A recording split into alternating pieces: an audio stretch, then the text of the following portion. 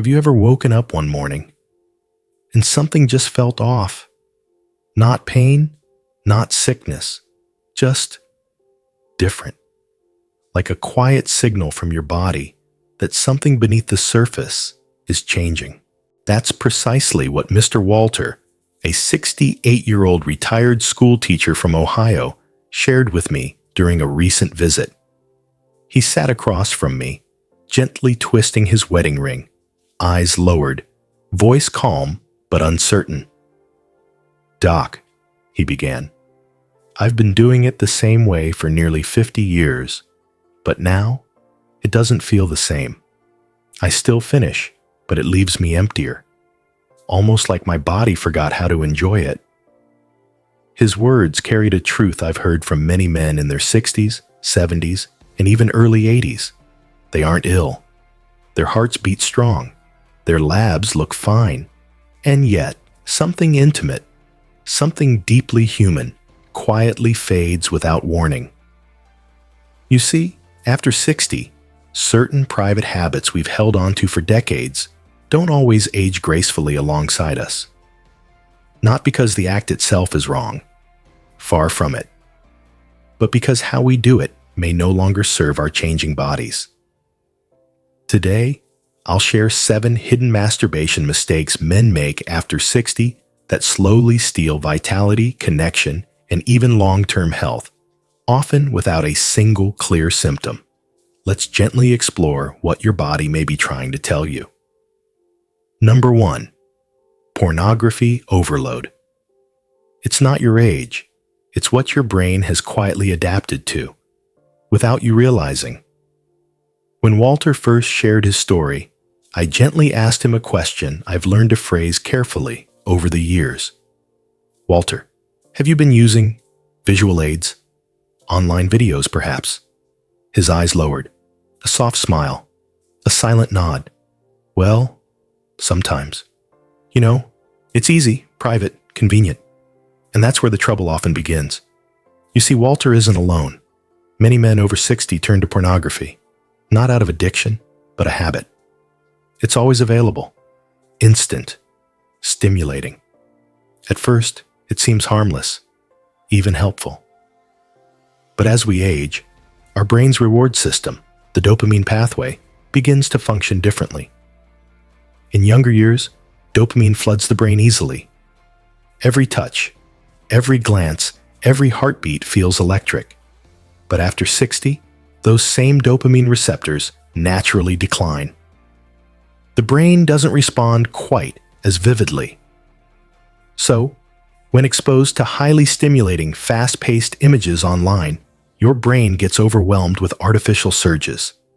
And just like turning up the volume too loud for too long, eventually the speakers wear out. Walter described it perfectly. "I feel like I can still finish, but I barely feel anything anymore." That's dopamine desensitization. The brain numbs itself to protect against overstimulation. Even more painfully, it steals from real life. Moments with a partner feel dull, natural intimacy fades, and emotional connection weakens. Many men wrongly assume, "I'm just getting old." But the truth? It's not age. It's the brain quietly adapting to unnatural intensity. The good news? This can be reversed. Sensitivity often returns by stepping away from digital overstimulation, giving your brain time to reset, and rediscovering slower, natural stimulation. Your body hasn't forgotten how to feel. It's simply waiting for you to listen. Number 2. The bathroom pitfall. The hidden damage of sitting too long. Sometimes it's not what you do, but where you do it that quietly harms you. As Walter and I spoke more, he mentioned something almost as an afterthought. "Doc, honestly, I usually do it in the bathroom. The toilet's just private, you know?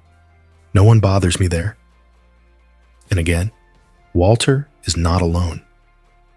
For many older men, the bathroom feels like a safe retreat, a place where you lock the door, have privacy, and no interruptions. But this well-intended habit hides a quiet danger most men never suspect. As we age, circulation becomes one of the most fragile systems we own, especially in the pelvic region. When you sit on the toilet, hunched forward, with your body weight pressing down, you compress key blood vessels that supply your prostate, penis, and pelvic nerves. Imagine pinching a garden hose. The longer you squeeze, the less water flows. Your blood works the same way. Over the years, this restricted circulation has led to issues like post-urination dribbling, groin discomfort, weaker erections, difficulty fully emptying the bladder, even increased prostate swelling. One of my patients, Richard, 70 years old, developed ongoing urinary issues he never connected to his habit of sitting for long periods during self-pleasure. He thought it was just part of getting older. However, once we changed his positioning habits, his symptoms gradually improved.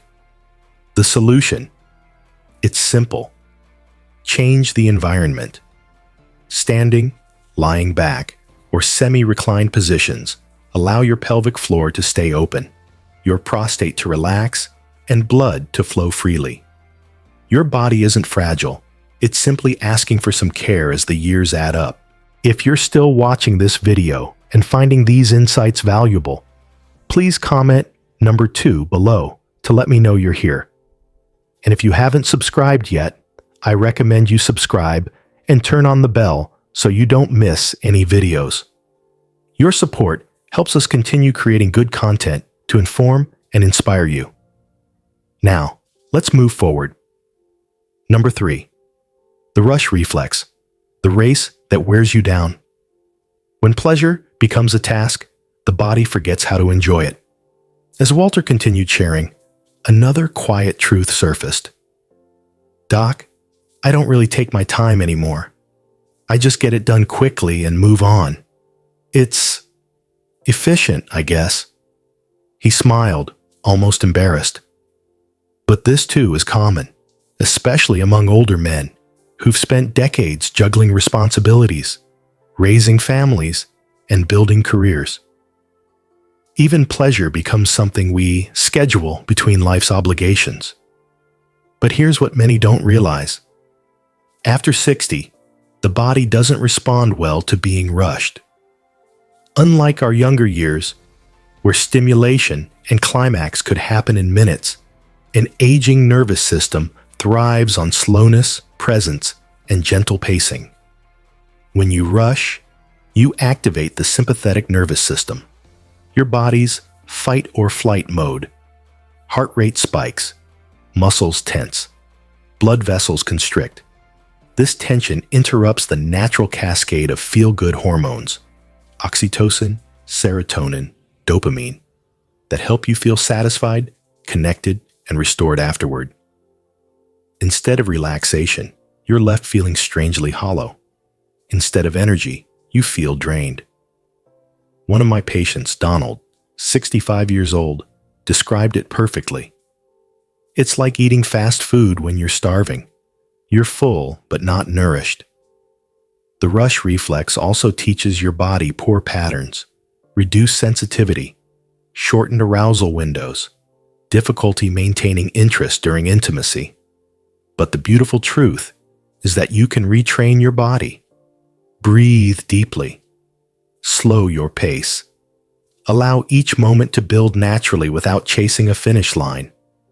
Your body may be older, but it still remembers how you feel, if you give it the time.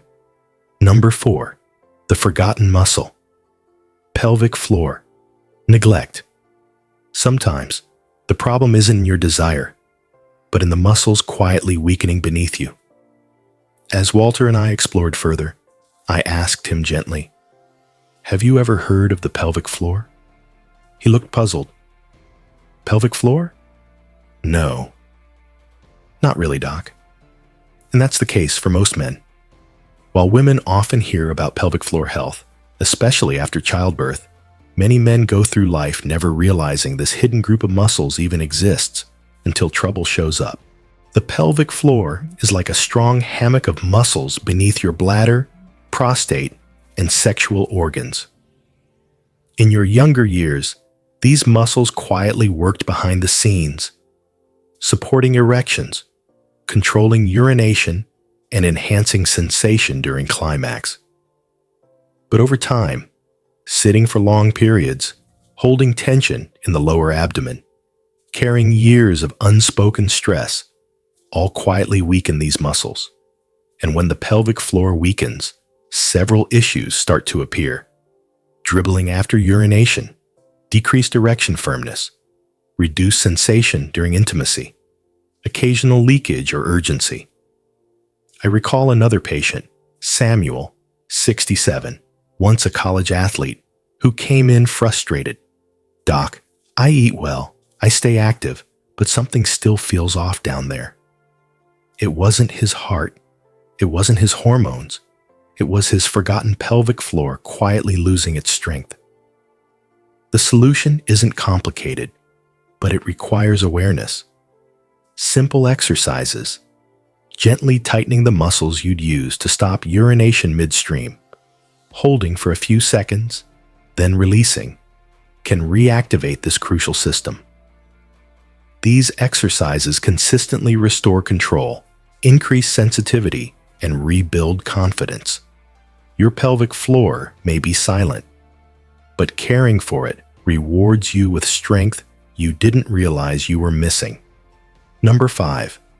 The frequency miscalculation. Both too much and too little. Like watering a garden, too much drowns it, too little dries it out. Your body works the same way. As Walter and I continued talking, his voice softened again. "Doc, how often is too often? Sometimes I wonder if I'm doing it too much or not enough." It's a question many men over 60 quietly wrestle with. Society gives little guidance. Some whisper that desire should disappear with age, while others push the idea that more is always better. The truth, as always, lives in balance. When self-pleasure happens too frequently, especially from boredom, loneliness, or habit rather than genuine desire, the body struggles to keep up. Energy levels drop. Prostate tissue can become irritated. Recovery time lengthens. Desire for real intimacy may slowly fade. On the other side, many older men stop altogether. From medications, guilt, or the belief that those days are behind me. But abstaining completely carries its quiet risks. Decreased circulation to the pelvic region. Nerve endings grow less responsive. Erections become weaker and harder to maintain. Emotional distance from one's own body quietly grows. One of my patients, Gary, 72, had stopped entirely after heart surgery, fearing he might break something. Within a year, his desire faded almost completely.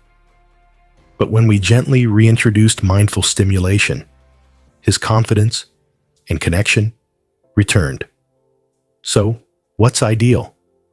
For many men over 60, 1 to 2 times per week, done with intention and care, often supports healthy circulation, maintains nerve health, and nourishes hormonal rhythms, without draining the system. Your body isn't asking for rules. It's quietly asking you to listen. Number 6. The pressure mistake. When force steals sensation. When sensation fades, many men push harder, not realizing they're slowly causing the very numbness they fear. As Walter and I spoke about frequency, he hesitated before admitting, "Doc, sometimes, when I can't feel much, I grip a little tighter, hoping it'll help." He's far from alone.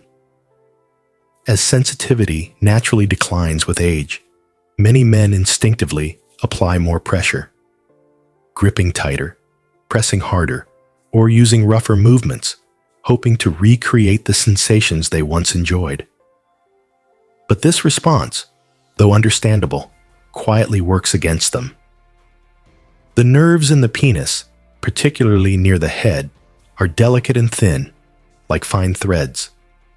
Excessive force, especially repeated over months or years, can cause micro tears in tissue, loss of elasticity, reduced blood flow, scar tissue formation beneath the surface. In some cases, this leads to a condition called Peyronie's disease, where scar tissue causes painful curvature during erections. Others may experience chronic sensitivity loss or even sharp discomfort with arousal. I remember one patient, Edward, 66, who came to me confused and frustrated. "Doc, it feels like I have to work harder every time, but I end up feeling less." The harder he pushed, the more his nerves withdrew. The good news? Even after years of this pattern, the body often responds beautifully to gentleness. Using lighter touch, varying sensations, and slowing down allows nerves time to heal, sensitivity to return, and pleasure to deepen naturally. As I often tell my patients, your body isn't broken. It's simply been overwhelmed. Now it's time to offer it kindness instead of force. If you're still watching this video and finding these insights valuable, please comment number 5 below to let me know you're here. And if you haven't subscribed yet, I recommend you subscribe and turn on the bell so you don't miss any videos. Your support helps us continue creating good content to inform and inspire you. Now, let's move forward. Number 7, the empty ritual when disconnection steals. Meaning, sometimes the greatest loss isn't sensation. It's the quiet absence of meaning behind the act. As Walter and I neared the heart of his story, he paused, voice softer now. "Doc, some days I don't even know why I bother. It's just habit, routine. I feel nothing either way." Perhaps more than any physical mistake, this quietly wounds so many older men. Over time, self-pleasure, once tied to warmth, connection, and even love, can slowly shift into something mechanical, a silent ritual, not driven by desire, but by loneliness, boredom, or simply routine. And when that emotional connection fades, so does the body's response. The brain's chemistry becomes dull. Oxytocin, the bonding hormone, no longer flows. Dopamine, which fuels excitement, stays flat. Serotonin, which brings peace, never fully arrives.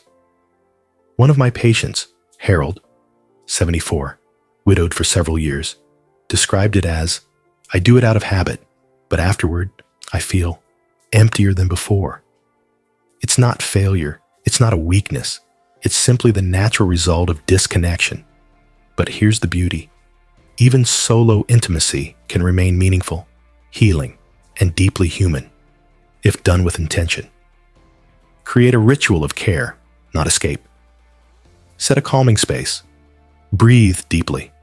Focus not on performance, but on gratitude for the body you still inhabit. Allow emotion, even simple appreciation, to return. Because at any age, intimacy isn't just about release. It's about honoring life itself. When you reconnect your heart to your body, even simple touch becomes sacred again. The greatest healing begins not in your body, but in how you choose to honor it today. As Walter stood to leave my office that day, I placed a gentle hand on his shoulder.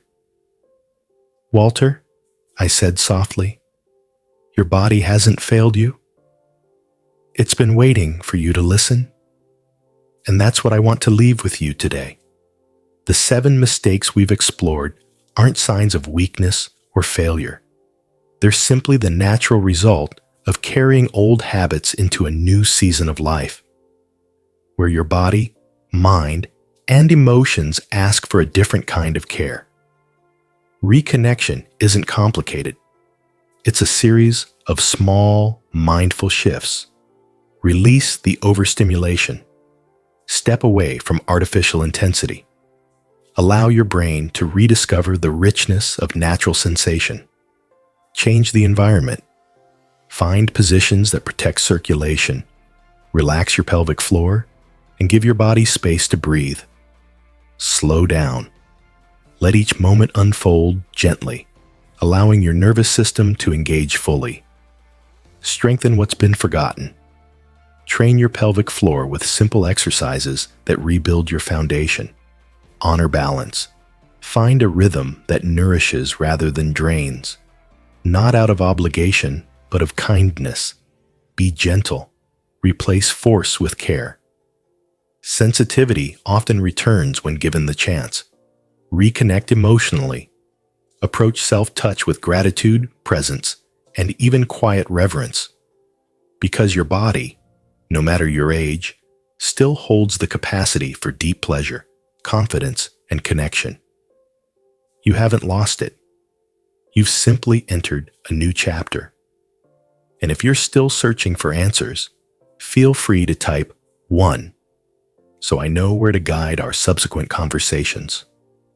Don't forget to like, subscribe, and share this video with any man who may quietly be walking this same path, because none of us have to walk it alone. Your best years aren't behind you. They're waiting patiently for you to reconnect.